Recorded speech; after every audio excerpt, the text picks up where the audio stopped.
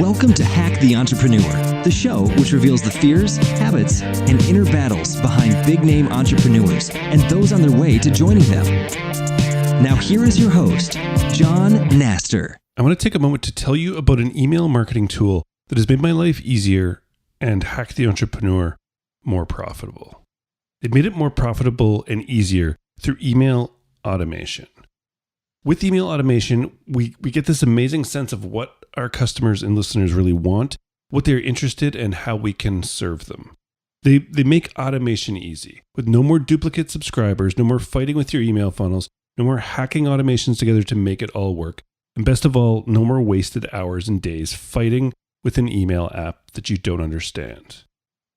The best part is, right now, you can try ConvertKit for free for 1 month. For being a Hack the Entrepreneur listener. That's right, absolutely free for 1 month. Go to hacktheentrepreneur.com/convert. Figure out what marketing automation, how it can be hard, but how ConvertKit makes it easy. They have built blueprints to show you exactly how to make automation work. Go to hacktheentrepreneur.com/convert and get a 1 month free trial starting today. Welcome to Hack the Entrepreneur. I am so glad you decided to join me today. I am your host, John Naster, but you can call me Johnny. Today's guest is a brilliant entrepreneur who has seen more landing pages than anyone on the planet.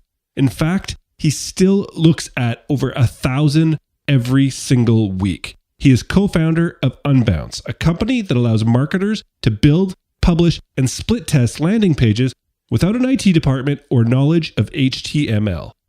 Prior to starting Unbounce, he honed his branding skills as creative director at Bodog, an online gambling powerhouse. He coined the term conversion-centered design, and he is also a very opinionated writer and speaker. Now, let's hack Oli Gardner.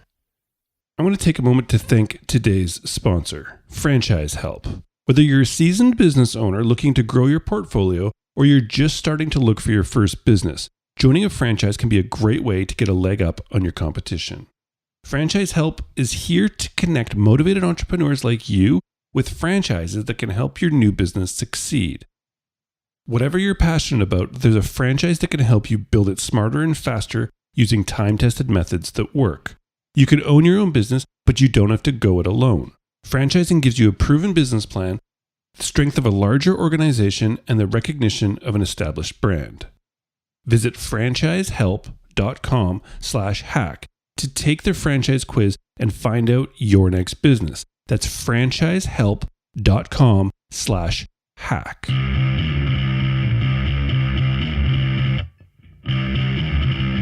Welcome back to Hack the Entrepreneur. We have an awesome Canadian entrepreneur today. Oli, thank you for joining me. My pleasure, John. All right, let's go straight into this. Oli, as an entrepreneur, can you tell me what is the one thing that you do that you feel has been the biggest contributor to your successes so far? It's something that I call G.A.S. It's kind of an unofficial core value we have at Unbounce here that I came up with. It stands for giving a shit. You know, lots of people do, but not as many as I'd like to see. It's kind of my leadership style. You know, if people can see that you care on that level, then they see what's possible and they can become empowered to do the same thing, to really go for it. Yeah, I mean, every piece of content I write or talk I deliver has to be exceptional. I push myself very hard to try and, you know, do something that's better than everything else that's out there. You know, when we started Unbounce, there were 2 moments at the start that really had an impact in our growth. One was a technical integration with another tool, MailChimp. But the other was a big blog post I wrote for the Moz blog. Now, I'd done one before, and then Rand said, hey, you should come back, write another one. And I said, yeah, and it's going to be epic. So that's also something I like to do. I tell people what I'm going to do, so then you're forced to do it. So for that, it became this 15,000 word blog post with a 15 million pixel infographic.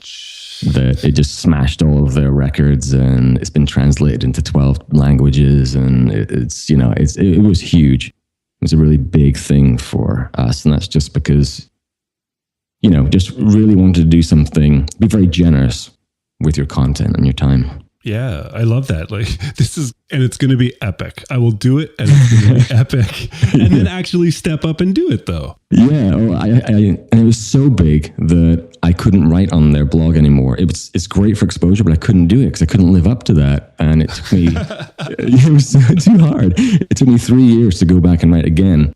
And they said, hey, come back and write something else. So I said, okay, I'm going to write the most entertaining guide to landing page optimization you've ever read. And the guy I was dealing with, he's like, yeah. He told me afterwards, he didn't really believe me. He's like, how do you do that? And it was really funny. It was good. It was exactly what I said I was going to do.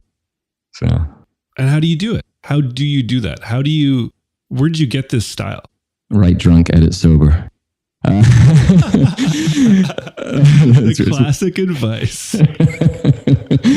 Well, something I like to, someone asked me a few weeks ago, someone on the marketing team, they were writing an email that was going out under my name, which I never used to do. So usually they'll come up with just a brief little blurb about what the email is. Then I'll go in and I'll rewrite it or whatever.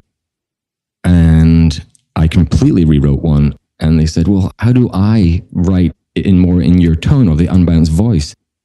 And my advice was, push it as hard as you can, be sarcastic, be rude, be funny, whatever it is, go as far as you can and let someone else pull you back. Because that worked really well for me. I'd go just ridiculous. And then our director of marketing, Georgiana, she would kind of rein it back in and try and... Dude, no, you can't do that. You can't say that. Yeah. You can't say that in an email. That's awesome. Wow. I mean, yeah, that's cool. So you guys, and that's part of giving a shit, right? That's part of, you really want to, you're really sincerely trying to help. You probably know that you do have to a certain degree, entertain, or else people will just be bored. I don't care what you're providing. If it's boring as hell, nobody cares. Yeah. Edutainment is everything to us. It has to be. Yeah, like you say, if someone can't get past that first paragraph, then you're done. So I like to, just be a little contrarian or ridiculous or just, Do you write drunk? Oh, yeah, all the time. do you podcast drunk? I did do, I wasn't drunk, but I was drinking during one, but that was their thing. It was like an evening. Oh, okay, nice. Yeah, that's fair enough. Yeah, no, this is a little early for that, I think. All right. I want to go back sort of to the beginning, because there's a time sort of I've found in every entrepreneur's life when they realize it seems to be one of two things. Either they have this calling to make this big something different and a difference in the world, or they simply, which seems to be most of the people I interview, they simply can't work for somebody else. So can you please tell me where you fit in between those two and when you sort of discovered this about yourself? Yeah, well, I think changing the world is a little dramatic for marketing software. Fair enough. When we started, I just wanted to create something and see if we could stop working for other people. We have 6 co-founders and 5 of us are in our 40s. So it had got to that point. I'm also terrible with money and I've never saved a single penny in my life. So I wanted an opportunity to go a bit bigger and see if I could solve that problem. Having said that, our vision for Unbounce is to empower every business to create better marketing experiences. So the benefit of that is that people on the receiving end are more delightful marketing. So it's a better experience for them. And also the job of the marketer is more fun and effective. So I guess in that way, the hope is that it changes a portion of how the world operates. Just, obviously a microcosm of, we're not like saving lives or... Right. Unless that company's business is saving lives and you're helping them get their message out. Right, yeah. Actually, are we going too far now? I don't know. I'm trying to help you out there, man. I'm going to poll our customers to see how many lives have been saved by landing pages. Our whole, we try to just create an amazing experience in every aspect, like, and lead by example. Our customer success team is just phenomenal. The culture they've been able to create and how they deal with our customers is just phenomenal. I don't know if you've heard of the NPS, like Net Promoter Score, like how likely someone is to refer you to someone else. It's a scale. So then a score of about 20 is average. You're doing well there. Apple is 80. Oh, wow. Right there. Way up there. We're 81. Jeez. So, we really push ourselves hard to be that excellent. So I guess there as well, we're trying to change things, give people a higher level experience. And in terms of being an employee, I was a great employee, but I'm a terrible manager. Really? Yeah, I don't. Did you know this originally? No, I didn't. Well, I had an inkling, but we all have an inkling. So when we started growing, and I was building the marketing team, I found it stressful, and I'm too nice to people. I don't know how to be that hard ass when you need to be, kind of thing. So, I could be a nice manager, but not an effective one. So now I'm just a co-founder. I have no other title. So I kind of, I guess you'd say individual contributor. You seem to, publicly be out there a lot, right? So it's probably like PR and stuff must be part of your thing. Yeah, I recently became a public speaker, and that as well. I'm a very non-pitchy speaker. I'm just there to entertain and to give people a framework for doing their work better. And if that results in some serendipitous circle, they come back and become a customer, that's great. But the goal is to just make things better. And hope by doing that, like by being excellent, it will come back in some way. The goal is to make things better. I like that. And I just assumed I've been on your Twitter for a couple of years, and I thought I remember you being a speaker for years now. You seem to speak a lot at a lot of places. People have been asking me for like 4 years, and you got to speak at our event. And I was terrified. So I just didn't want to do it. I wrote a Medium post called "It's Okay to Puke When You're a Public Speaker." And which is kind of my journey of how the speaking thing began. And it was just shockingly scary. That was last April when I started. That was last April. Yeah. So how did you do it, man? Walk me, just full disclosure, man, I'm like freaked out about it, and I've been asked to speak now, right. And I know it's something I have to do. It's something I want to do, but I think that I didn't know it was okay to puke. But I think I can't even imagine it right now. Like if I could set up a desk and put the mic there and like I could just sit here, I'd probably be okay. But right, yeah. It's interesting because I think I'll just kind of go back to the start. I was nudged, let's say, by our director of marketing to go and speak at an event, and I was like, no, and she's like, it's a panel. You don't have to, it's a panel, and it's landing page critiques. This is what you do. I even got to like the very last second of speaker pitches. And well, actually I saw it was 5 p.m. on a certain day, and we were having Beer Friday, and I saw the clock go past 5 o'clock, and I'm like, yes, I don't have to do it. But then nobody remembered. Well, then I said, and she's like, go and do it now. I'm like, it's too late. She's like, no, it's not. And I don't pitch to speak. I never had. So I'd been asked by the organizer, the CEO of this company. He said, come and speak. So on the pitch form, it said, why do you want to speak? What are you going to speak about? I said, your boss told me I should do this. Just click the button. But, I'd get so nauseous, and, I would throw up in my mouth or whatever. I'd wake up the day off and I'd hate myself. Like, what am I doing? Why am I doing this to myself? But in that, I'm like, well, we can't critique pages without some context. We need to teach the people something before we start shitting on their pages. So I pitched the other two guys in the panel, hey, we need an introduction. I'll do it. I'll do a 10-minute intro. And they're like, sure, that's awesome. Go for it. So I gave a 10-minute talk to kick it off. And there were 65 speakers at the event. and I got an award for best presentation. Wow. My first gig. So I was, at that point, I'm like, oh God, I have to do this now. So you're just natural at it or what? Yeah, well, I worked really hard at it. I upset whenever I changed something. I've changed roles a lot in my life. I've done many things. And so when I decide to do something, I push, I get obsessed about it. So for this, I did two things really. I read How to Deliver a TED Talk by Jeremy Donovan, which is it's the best book I've ever read in terms of its impact. He's analyzed hundreds of TED Talks and pulled out some of the things, the way people design flow to create like an experience through a talk. So I used that and some of Nancy Duarte's ideas as well. I spend time, before I even touch Open Keynote to do a presentation, I draw the flow on a giant whiteboard, like a 20-foot whiteboard wall we have in the office. And, I plan moments throughout. Like, I need an aha moment here. I need a laugh here. So I design an experience to get those things. So I have this flow that is enjoyable to, be a part of. Wow. And then the other thing I did was my commute to work when I was in Vancouver was exactly 18 minutes on the bus. A TED Talk is 18 minutes. So I watched a TED Talk on my phone every morning on my commute to work. So by the time I got to work, I'm like, I'm going to change the world. You just watch these inspiring talks. I know. Yeah. So that's kind of how it began. Wow.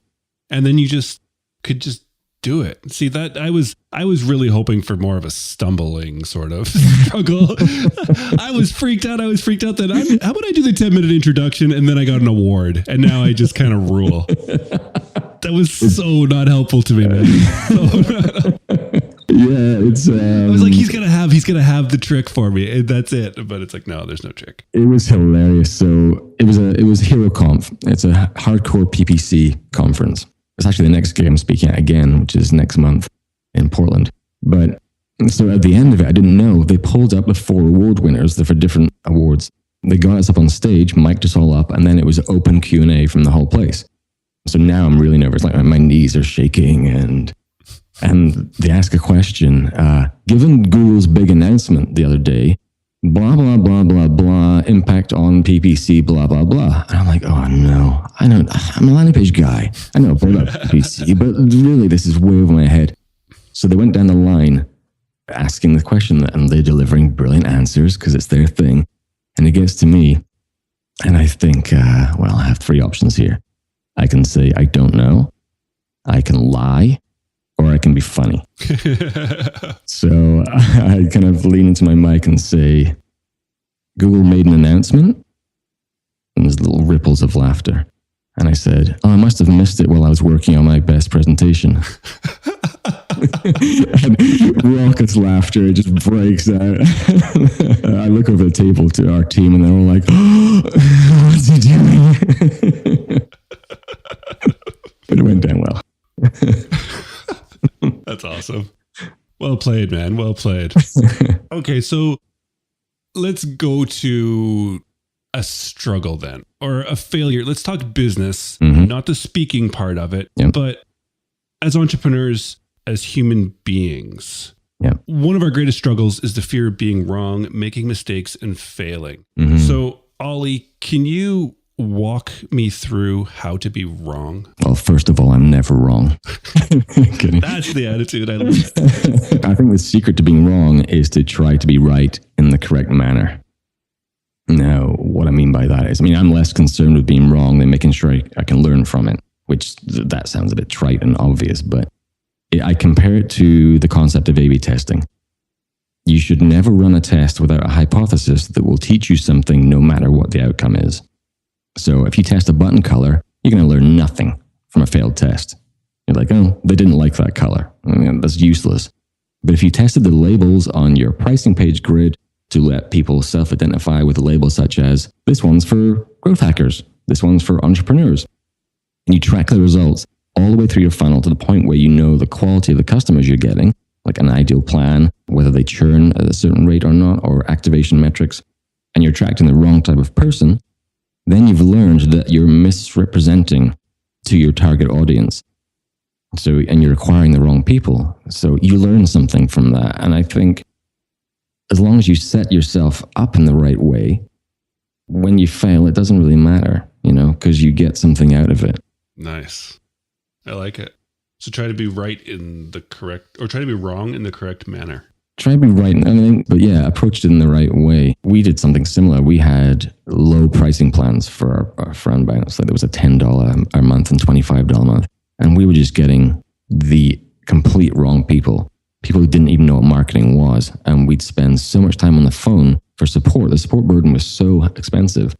As soon as we took those plans away, effectively doubling, tripling the prices, we start getting amazing customers. That's awesome. I love how that works. So Unbounce is a super, super impressive business, man. Founded, I believe, 2009. Mm-hmm. So you're going on 6 years, or you're at 6 years now? 6 in August. Nice. So a company of this scale at this point, it's not a brand new company anymore. So you're still growing. You're still probably adapting to markets and doing things.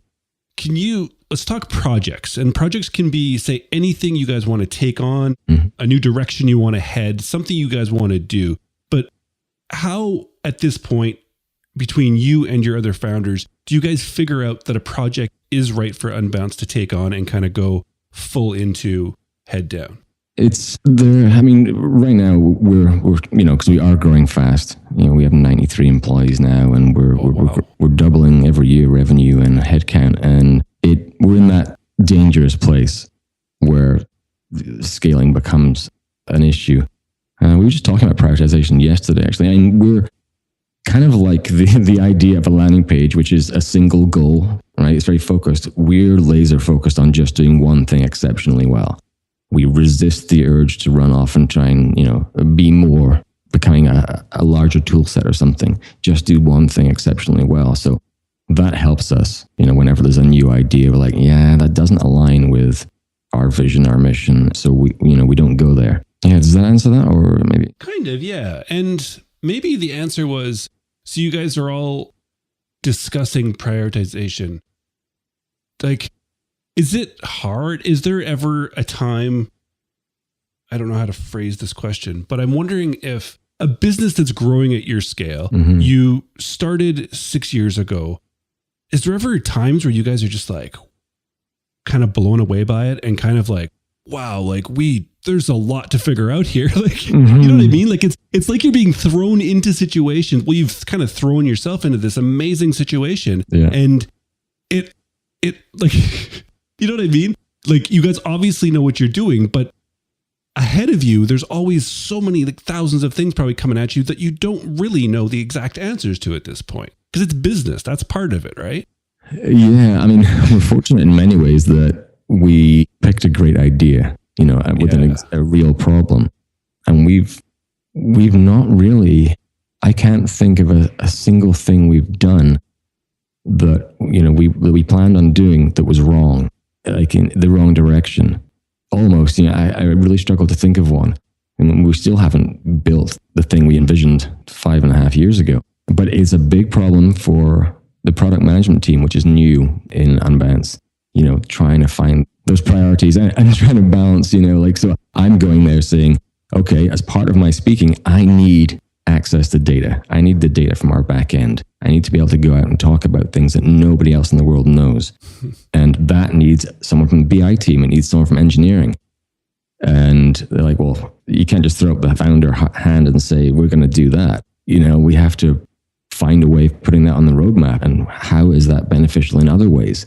So it's hard for me, it's a new thing, and it's not necessary. I mean, it's maybe hard to relate that to benefit to the company, even though it makes us more of a thought leader and a place to go for information that no one else has. That was a discussion we had last night. Nice, which is your job. That's your job, right? Is being out there, being that person. Yeah, exactly. And you need that data, but you can't now just throw up your hand and be like, no, I said this is what we're doing. Yeah. Well, there's a process to this, actually. Yeah. Which, and every growing company goes through that, where you start having to put processes in place when you didn't want to. You like to be able to wing it a little bit, but we can't do that anymore. Yeah, that's a great answer. I guess kind of what I was trying to ask, and I didn't know how to ask it because I've never been in your position, but I could see by like the sort of the way you're trying to answer it that's probably what happens. And that's cool. That's awesome. It's amazing to see from the inside like that. Mm-hmm. So let's end off with something that I've recently started calling the entrepreneurial gap. So there's this thing that I think that we deal with as entrepreneurs, especially earlier on, sort of still in our careers. And you've done some amazing things, and now you've completely tackled and get like awarded for doing your public speaking that you started a year ago. That's amazing, right? But I find that as entrepreneurs, we oftentimes are always looking into the future. Like I will always like, just in 6 months, I'll have done that now. I'll have accomplished that. The company will have done this in a year, in 5 years. And as we get to that goal, we sometimes don't even hit that goal. And we've already set 5 loftier goals into the future. And we never stop to actually turn around and look back at where the hell we've come from and the amazing stuff we've accomplished. So can I get you, Oli, just to like stop right now, look back at where you've come from as an entrepreneur and as a person and the cool stuff you've done. And tell me if you appreciate what it is you have accomplished at this point. And of course you want to go do big things, but do you appreciate what it is right now? And are you kind of in awe at times of it? I am. I mean, it's particularly when I look around the office and see what people are doing, especially in Vancouver, because I'm in our small Montreal office now. There's 12 of us. It's kind of like a new startup over there. But when I'm here and I just see just all these passionate people, and I'm like, how did we do this? Like, this is our baby. And I'm a big branding geek, so, I came up with the name. I came up for most of the names of all the things we do. And it blows my mind. And like my on a personal note, my parents, they tell everybody, he speaks all around the world. And That's awesome. They should. Yeah, it makes my mom quite happy. Yeah, it was very hard. The first 3.5 years were just tragically hard. You're working 16, 18-hour days, you're not making any money. You don't know if things are going to work out. And then it's at the point now where it's just an absolute delight to walk in the office every day. And I love what I do. Beautiful answer, man. I love it. Well, I want to thank you so much. It's been a great conversation, and we've got to talk about you and your business just in passing, but can you specifically tell the listener where to find out more about you and your business? Yeah, personally, Oli Gardner on Twitter. I'm very active there. That's a great place to have a conversation. Or, if you want to reach out, I'm very open. So Oli, OLI at Unbounce.com. You can just email me. And then for Unbounce, obviously we have our website, unbounce.com. We're very generous with our content. We really focus on that. So there's a lot of resources on there that, people can benefit from. Actually, we have an inbounce.unbounce.com blog as well, which is our kind of Moz buffer groove. Like it's our transparent blog. So entrepreneurs can probably get more from reading some of the stuff we put on there. On which blog? Inside.unbounce.com. Oh, Inside. There we go. Excellent. I will link to inside.unbounce.com. I'll link to unbounce.com and to your Twitter. And I'm going to look up that article on Medium, and I'm going to link to that for everyone. Yeah, do. Actually, there are 2. So there's It's Okay to Puke, and then there is 7 books to make you an exceptional public speaker with 7 tips. So that's later, as after I've actually done more speaking, I came back to kind of talk more about it. So that's a good one too, both on Medium. Thank you so much. I truly, truly appreciate you stopping by, and please keep doing what you're doing, man, because it's awesome to watch. Thank you. And it was great to be on here. Really fun interview. Absolutely my pleasure. Great. Today's episode of Hack the Entrepreneur is brought to you by Authority Rainmaker, a carefully designed live educational experience that presents a complete and effective online marketing strategy to help you immediately accelerate your business. Do not miss the opportunity to see Dan Pink, Sally Hogshead, and punk legend Henry Rollins.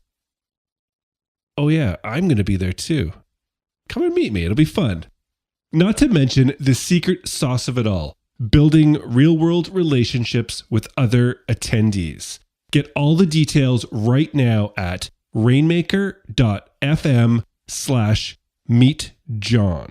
And we look forward to seeing you in Denver this May. That's rainmaker.fm/MEETJON. And I will see you in May. Now, the moment you've all been waiting for. Oli said some smart things, didn't he? He did. But he said one thing. One thing. Did you get it? Did you hear it? Let's do it. Let's find the hack. And they said, well, how do I write in your tone or the Unbounce voice? And my advice was, push it as hard as you can, like be sarcastic, be rude, be funny, whatever it is, go as far as you can and let someone else pull you back. And that's the hack. Oli, beautifully said. And this doesn't have to go for just speaking, obviously, in the Unbounce voice. And he says, wait until somebody else pulls you back. And he has an editor that can pull you back, and not all of us do. That's fine. But you've heard me say this before, and if you haven't, I'm going to say it again. But when you are writing a blog post, when you're writing an article, when you're writing an ebook or a book, an email, anything, don't be boring. Just don't be boring. Force yourself to not be boring. Because think about it. You don't want to read things that are boring. You want to read things that are interesting and exciting.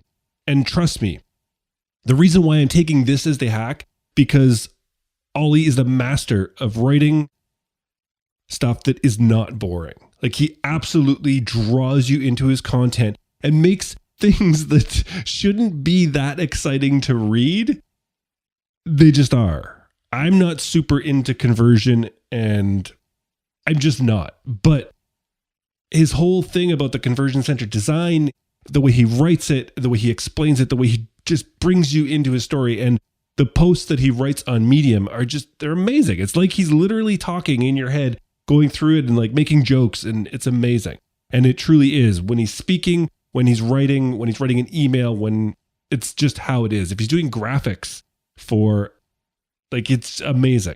So really, really push it. Try and be sarcastic. Try and be funny. Try and do anything you can and push it. And when you send out that email or when you write that blog post, the person doesn't have to be an editor that will tell you to pull it back. Trust me, people will tell you.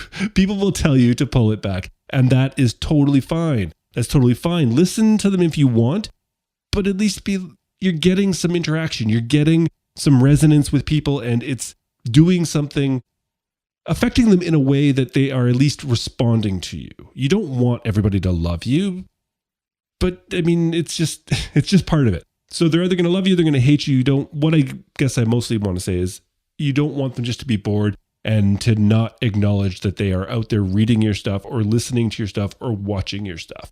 So Oli, thank you for that, because I truly, truly respect what it is you do and how you write. And I loved that piece of advice of just pushing it as far as you can and let somebody else pull you back.